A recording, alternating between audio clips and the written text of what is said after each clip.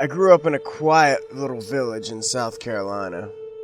My parents owned a lone farmhouse situated just outside a forest. It was beautiful. I remember meeting my first and only friend, Tom, there. He was sitting by the lake nearby, skimming stones. Becoming friends instantly, we were practically inseparable.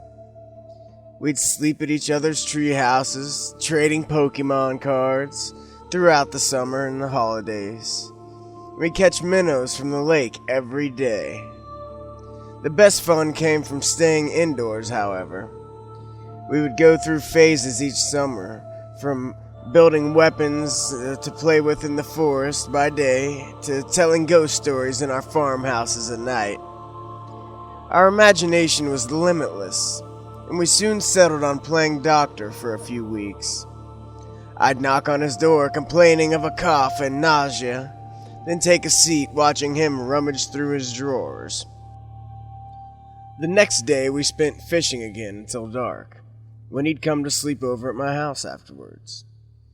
This time it was my turn to play doctor, and I'd set up some quilts to form a doctor's tent in the attic.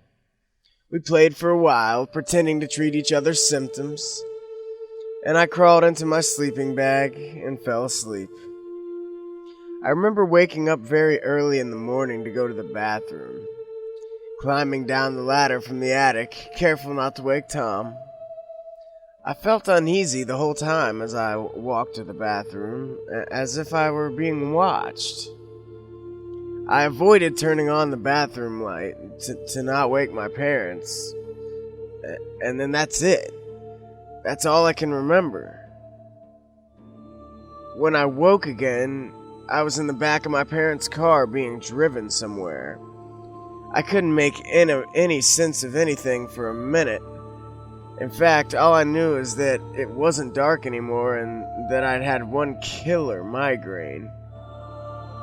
Other than that, something wasn't right at all. Dad was driving and completely ignoring me. But Mom looked ill.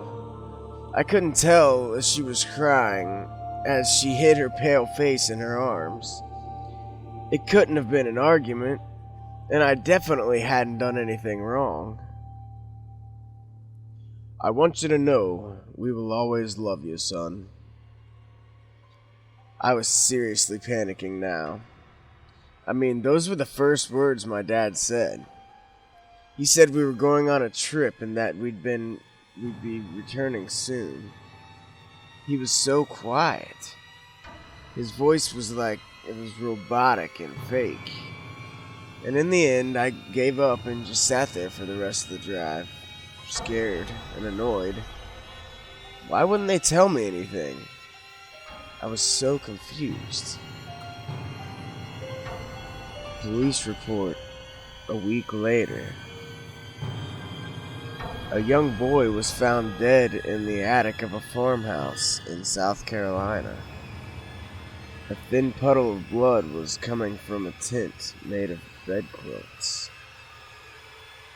The boy was found lying with two long, thin metal rods protruding from his eye sockets. I can't mention where I am now, nor can I begin to understand what happened that night, and what drove me to try and lobotomize my best and only friend.